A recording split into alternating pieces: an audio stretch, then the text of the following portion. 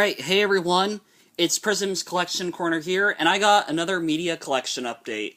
So I just got back from a trip where I was out of town from Wednesday through today, Friday, and during that trip I went to 3 thrift stores. I went to 2 Rasputins, one in Campbell and one in Pleasant Hill, and I went to the Savers in Vacaville. And I picked up quite a bit from the Rasputins. When it came to the Savers, I found nothing.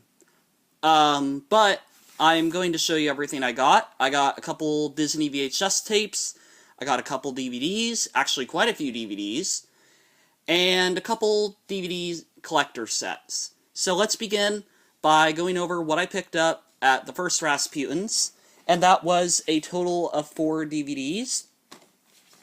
Beginning with a couple Batman animated films. We have Batman Mask of the Phantasm, the 1993 animated film based on the Batman the Animated Series. Here's the disc and the chapter list. I actually didn't like this film. I'm not a big Batman fan, but I have heard good things about this one, and I was curious about it, so I watched it.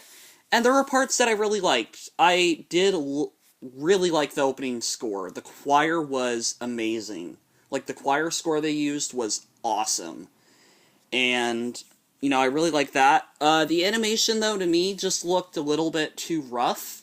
I mean, yeah, I like the Disney animated films, even from the 90s, but they have a certain level of polish to them, where this one just looked a little too rough for my taste.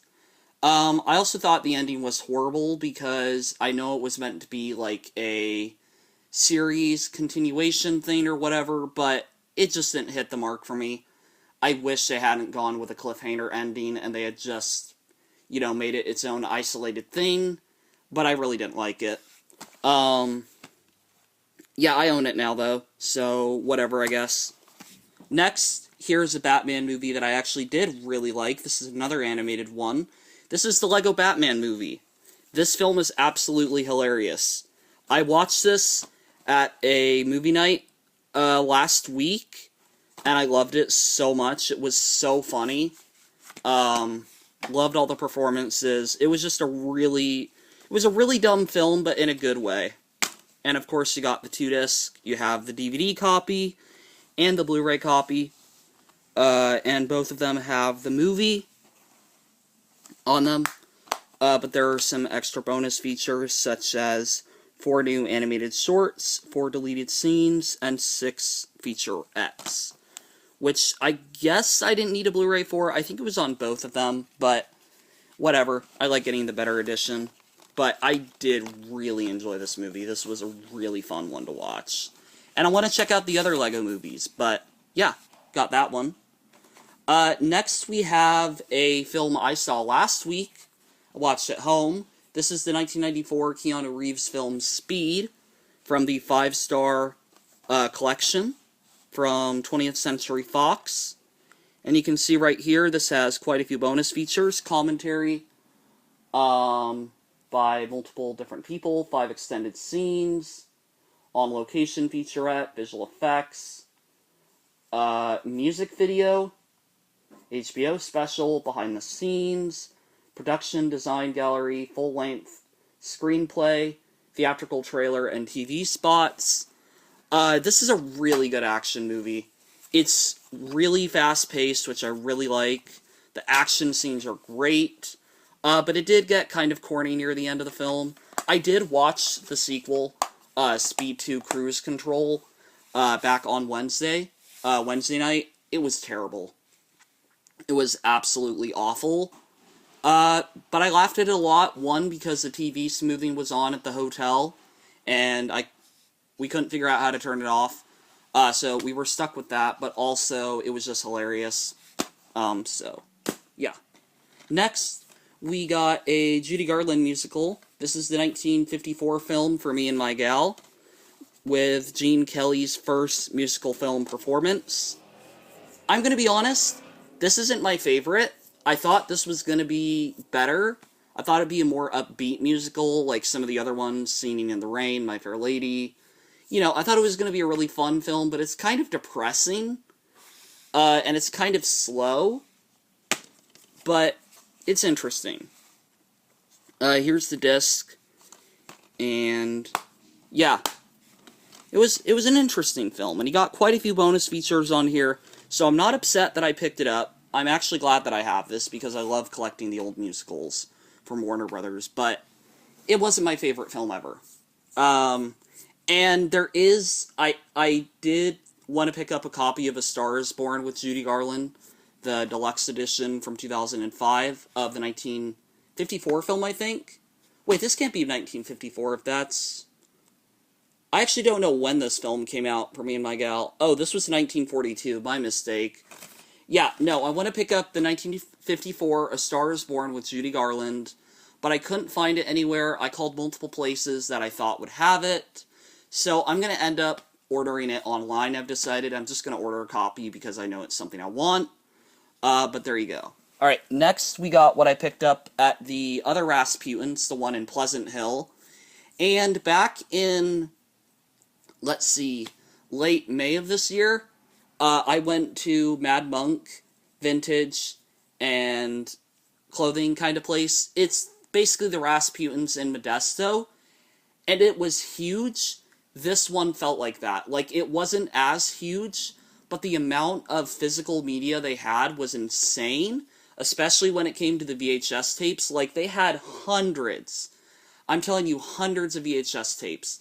A lot of them were films I didn't care for because they weren't Disney, but, like, they had a lot of tapes, and I did end up getting 4 VHS tapes. I did realize that 1 or 2 of these might be a duplicate, but that's fine with me. I'll just donate them, I guess. But let's get into the 4 tapes I bought. So first, we have another copy of Wild Hearts Can't Be Broken. And I accidentally forgot that I already have this tape. I already do. I think. This may be an updated master, but it's printed on January 12th, 1994. I thought it was special because of the ink label. It wasn't like the 2 lines, like on the later pressings. It was just all 1 line. But I remembered that my copy is in fact like that from 1992. So I picked up a duplicate. Oh well, it's in better condition. I'll just deal with that. Maybe the previews are slightly different. I don't know. But there's that one. And then this one, I'm not sure if it's a duplicate or not. I need to actually check. This is Rob Roy, The Highland Rogue, Disney film. I was really trying to find a copy of Flight of the Grey Wolf, but I can't find that one anywhere. Here's the tape. Print date from October 16th, 1995. I hate when they do that, when the tape's in the wrong way. Film strip, perfectly fine. So, even if it is a duplicate, it's a really nice copy. There is a little bit of a tear on the top, but not a big deal. And then I have 2 Zorro TV series tapes. I have Zorro and the Mountain Man. This is one that I did not own. This is factory sealed, it feels like. I think. So this tape has never been opened, has the original price tags, it looks like. Pretty cool to find. And then this is one I already have, so I think I'm going to sell this, but this is The Man from Spain. Another copy. Yeah, this one's brand new and sealed, so I actually think I'm going to resell this on eBay. And then we have the DVDs, and when it comes to DVDs, I have 3 DVDs in their standard cases, and I have 3 DVDs in collector's cases, so like a steelbook, and a little set thing, and special edition. But I'm going to show you the standard DVDs. So first I have The Guardian with Kevin Costner and Ashton Kutcher. A powerful, pulse-pounding story of courage and friendship. My mom was telling me this was a good one, in fact. I've never seen it. This is a Touchstone release. Got never before seen deleted ending or alternate ending deleted scenes. Some little bonuses. I'm not sure when this came out, actually. Might want to look that up because I'm curious. Here's the inside, though. Got this for a very good deal. Oh, it is one of those older releases with these on them. Here's the disc, though. And you got the chapter list. And it actually has bonus features on there, which is kind of cool. But yeah, that was a cool one to find.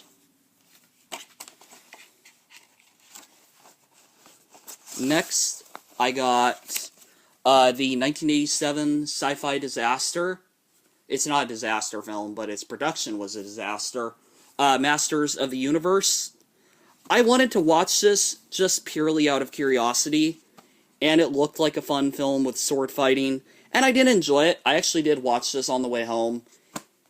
I didn't think it was that bad, honestly. Like, I haven't played with the Masters of the Universe toys, so I get that to the fans of those, this could be an abomination, but to just me, someone watching it, nowadays, it was a fine film. Sure, I knew quite a bit of the production stuff because I watched videos, and I could tell there were spots where it did look bad, or things were bad. For example, the scene where Skeletor is having He-Man whipped with the, like, electric rope or something, the red whip or whatever, that looked pretty bad. The visual effects on that did not look the best. And the final sword fight was done when they basically had no set because they destroyed everything. So there were definitely areas that you could tell this film had issues, but I still enjoyed it. It was fine. The disc is in the car, by the way. I just didn't eject it. Here's another film.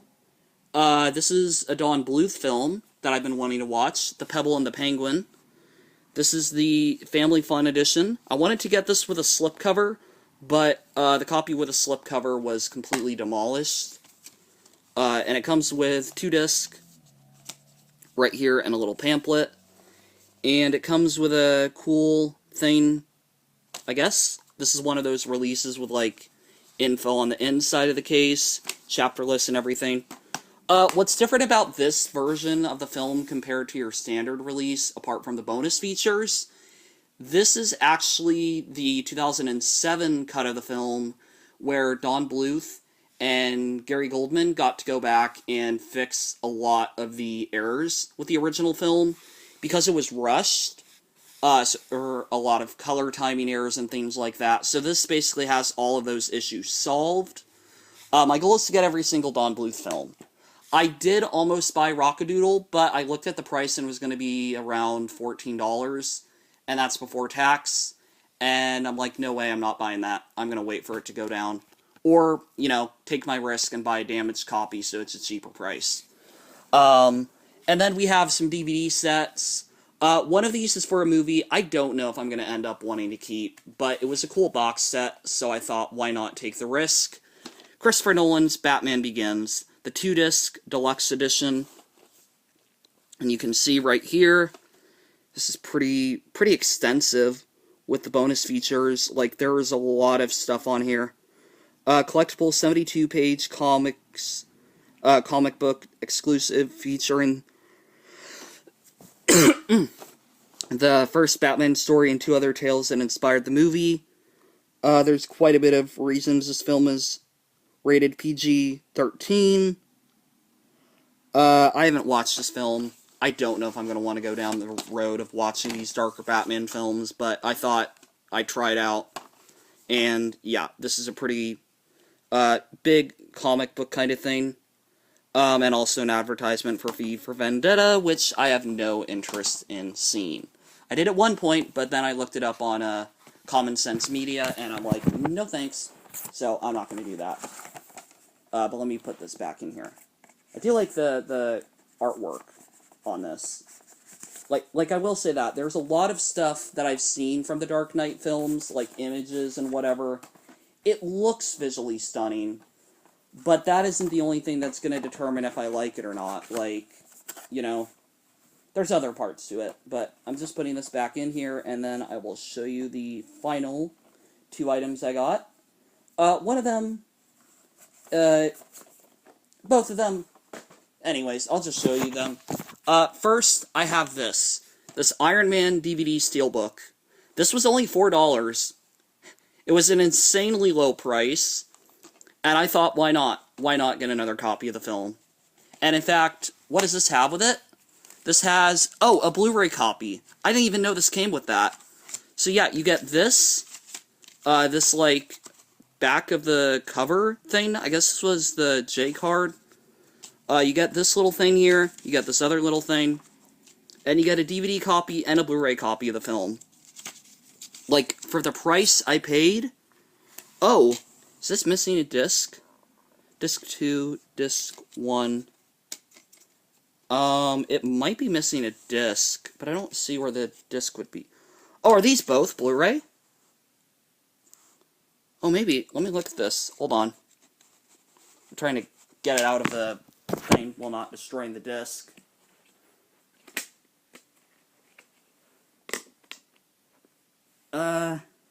Yeah, they're both Blu-ray disc. Huh. That explains why it was a steelbook. That's actually pretty cool. I don't mind having Iron Man on Blu-ray. I'm not getting all the Marvel films on Blu-ray right now, but, you know, it's a cool set, and I'll definitely keep it in my collection. If I can actually get it back in the case. Dang it. Stupid J-card thing. Won't fit. There we go. Alright. Finally, the last thing I picked up. This right here is Star Trek III, The Search for Spock. I'm gonna be honest, I haven't watched any of the Star Trek films apart from the 5th one, which I enjoyed, but I really need to stop buying these and watch them. This does come with the thing for it. It also comes with the 2 disc, which apparently... Oh no, they're in the right way. My bad. Yeah, so you get Star Trek 3, then you get a bonus disc, and you get this little slip right here.